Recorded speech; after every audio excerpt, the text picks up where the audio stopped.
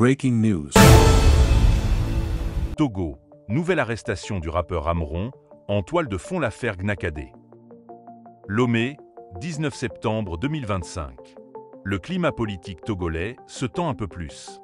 Ce vendredi matin, le rappeur Amron, de son vrai nom Narcisse Esso Etchala, a été arrêté par la direction centrale de la police judiciaire, DCPJ, à Lomé. L'artiste, connu pour ses textes incisifs et ses prises de position critiques envers le régime de Faure Gnassingbé, devient une nouvelle figure épinglée dans la spirale répressive déclenchée par l'affaire Gnakadé. Un artiste déjà dans le collimateur du pouvoir. L'arrestation d'Amron n'est pas une première.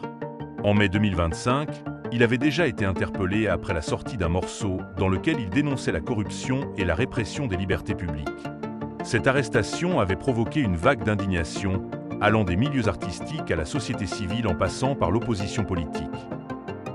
Des juristes avaient alors rappelé que les conditions de son interpellation violaient les dispositions du Code de procédure pénale togolais, notamment l'article 89 qui encadre strictement les arrestations nocturnes. Libéré après plusieurs semaines, l'artiste avait repris ses activités, refusant de céder aux intimidations. Une arrestation au relent politique. Cette nouvelle interpellation intervient à peine 2 jours après la double arrestation de Marguerite Gnakadé, ancienne ministre des Armées, et de son fils Jonathan Gnassingbé, dans une affaire qui secoue le sommet de l'État. Plusieurs observateurs y voient une stratégie d'élargissement de la répression à toutes les voix dissidentes, qu'elles soient politiques, civiles ou artistiques. Selon des sources proches du dossier, Amron aurait été placé dans le viseur de la DCPJ non seulement pour ses critiques récentes, mais aussi pour des liens supposés avec des figures de l'opposition, dont certains proches de Madame Gnakadé. Les autorités ne se sont pas encore exprimées officiellement sur les motifs de son arrestation, mais la concomitance des événements laisse entrevoir une opération coordonnée visant à étouffer tout contre-discours.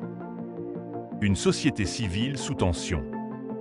L'annonce de l'arrestation a immédiatement provoqué une mobilisation sur les réseaux sociaux.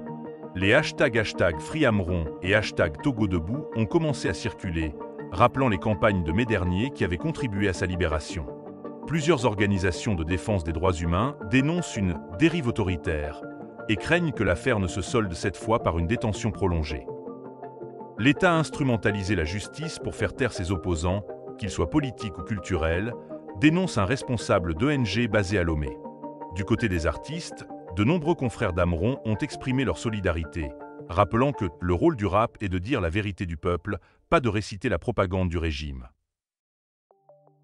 Un climat explosif. Cette arrestation intervient alors que l'affaire Gnakadé met déjà le régime sous pression. Les accusations de complot, les perquisitions musclées et les rumeurs de purge au sein de l'armée nourrissent un climat d'incertitude. L'arrestation d'un artiste populaire comme Amron, voix des quartiers et de la jeunesse, pourrait être l'élément de trop dans une société qui réclame depuis longtemps des réformes profondes et une ouverture politique. Un militant résume la situation ainsi. Si Faure ne dégage pas, il n'y aura pas de paix. On arrête les politiques, maintenant on arrête les artistes. Jusqu'où ira cette folie? La peur comme stratégie. L'arrestation d'Amron s'inscrit dans une logique répressive élargie. Après les anciens ministres, les militaires et désormais les artistes, le régime semble déterminé à neutraliser toute voix discordante. Reste à savoir si cette stratégie de peur pourra contenir une colère populaire qui, jour après jour, gagne du terrain.